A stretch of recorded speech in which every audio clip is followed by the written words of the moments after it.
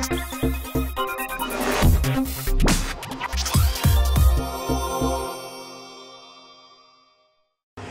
up, Terrifics? I'm Michael Larson. You are the Terrifics. You make me Terrific special. We're here live at CES 2018, and Samsung just keeps turning the music up.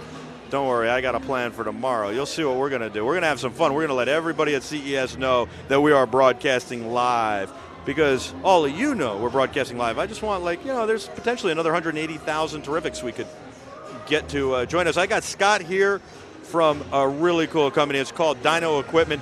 And you guys are focused in making modular slider and motion control systems for cameras, but not just any cameras, the ones that you have in your pocket all the time, called smartphones. I would usually use my iPhone. You could use a Samsung Galaxy or something else, but absolutely, without a doubt, these are some very cool devices. Yes, that's exactly right. You're a startup, you're in Eureka Park, you made the venture all the way over here. Thank you very much. Tell me what you got, Scott.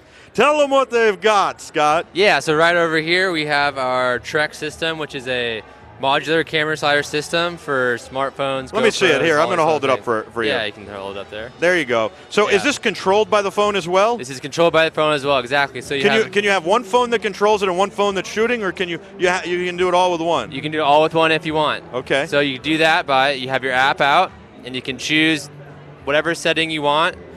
And once you have it ready to go and preloaded on the shuttle, you hit next and it lights up green. And when it's green, lets you know it's ready to go. So it's now I might have to move my hands. I think you might be okay. We'll see. Okay, go for it. And so if you do start, it starts moving. It's slow, but it is moving. And at that point, you can stop it. You can exit out, open up the camera and your whatever camera app you want on your phone. Put your phone into the device and then just press. There's a button right here to start it remotely. So then you could use your phone to do both. Very nice. And it'll go back and forth? It'll go back and forth, upside down, straight up, whatever you want it to do. Upside down? Yeah, upside down. You can hang it upside down. You can hang it upside down, you can go vertical. And then you can add tracks. You can even add curves. Yeah, so we got curve tracks as well right here. And just like train set when you were a kid, just snap them in there and you're good to go. I'm blown away. I got to be honest. I am blown away.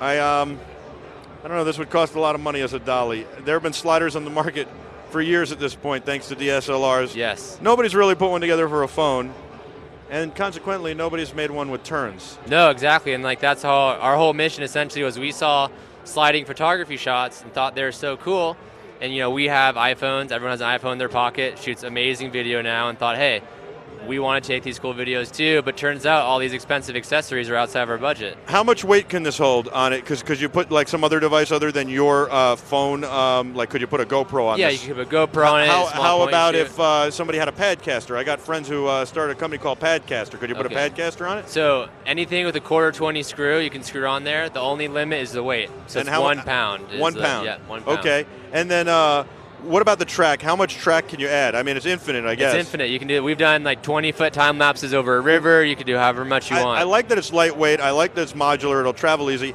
How much would a device like this go for? So, and what do you get with it? Exactly. So right now on the market, if you wanted to get a curved sliding I like how you said system, exactly. Like, that's a great question. That's what I was thinking, Michael. Yeah. Good. Thank you for asking. Thanks for asking. I was going to talk about that in just a moment. Perfect. So on the market right now, if you wanted a curved slider system with motorized capabilities, it'd probably cost you around $2,500.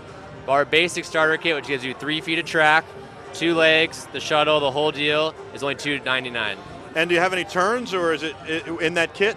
The initial kit's just 3 straight tracks. Yeah. We sell extension packs for about $15 per track extra to do curved or straight, whatever it may be. Very cool. I think this is awesome. In fact, we need one, and we need to test it and show the viewers. This is great for vloggers, for everybody. I mean, we would use it for sure. Very, very cool. How did you think of it? I know you said, oh, well, we were looking at, you know, shooting with our phones, but I mean, really, you co-founded the company. How did you think of it? It's not that simple. Me and my co-founders, great story. We're just sitting in class. We're both mechanical engineering students at University of San Diego, and just saw on social media cool-looking videos and thought, hey, like, we have GoPros, we have iPhones in our pockets, like we should be able to take this too.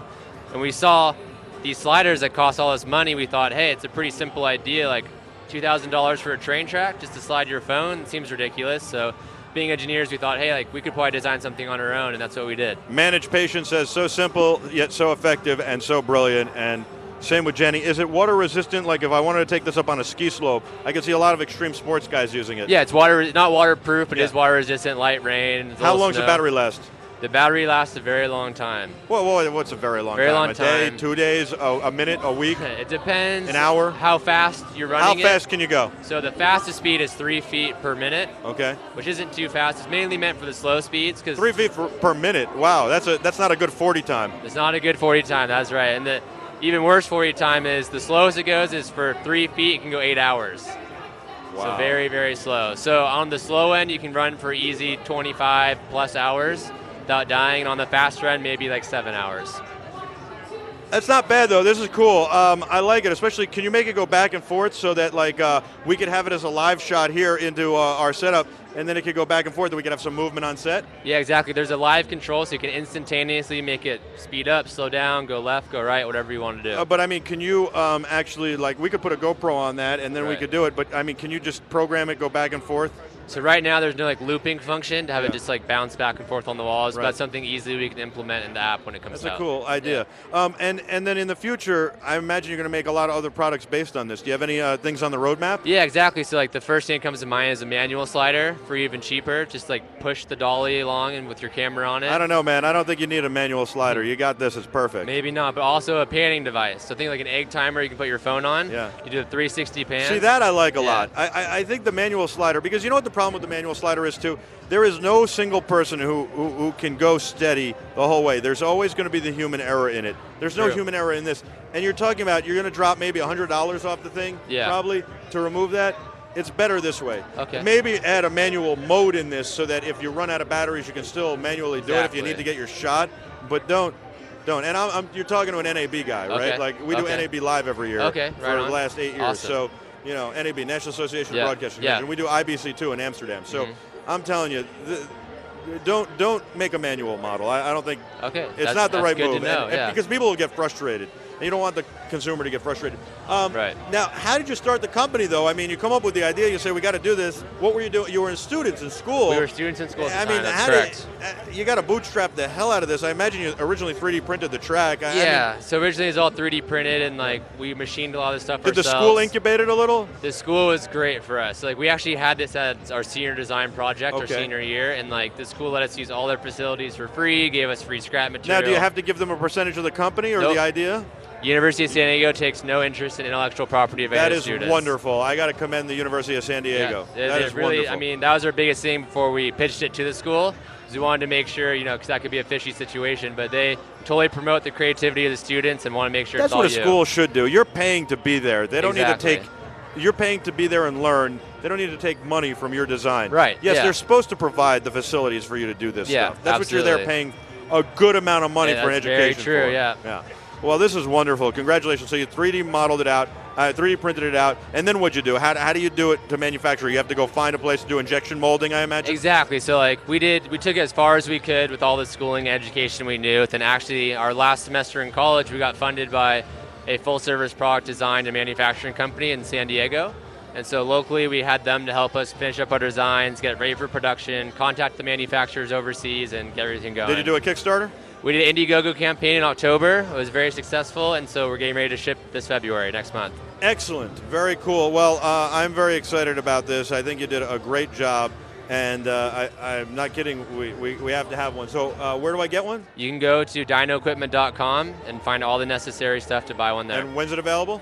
It's available right now. We're at Indiegogo in demand, so we're still taking orders through the Indiegogo site. But I mean, when will I have it if I order it? Right now? Not right now, so we're planning on shipping early February, so next month. Okay, very cool. Yeah. Congratulations. How do you think CES is going for you, and what do you think of CES? CES, I mean, it's our first year here. It's been a whirlwind experience, but it's been great. I mean, the energy in all the halls has been awesome, and we really have been enjoying it. Yeah. Awesome. Congratulations. Thanks so much for coming on. I'm Michael Artsis. You're the Terrifics. We'll be back with a whole lot more right after this. Stay with us. Don't go anywhere. Your live continuing coverage of CES 2018.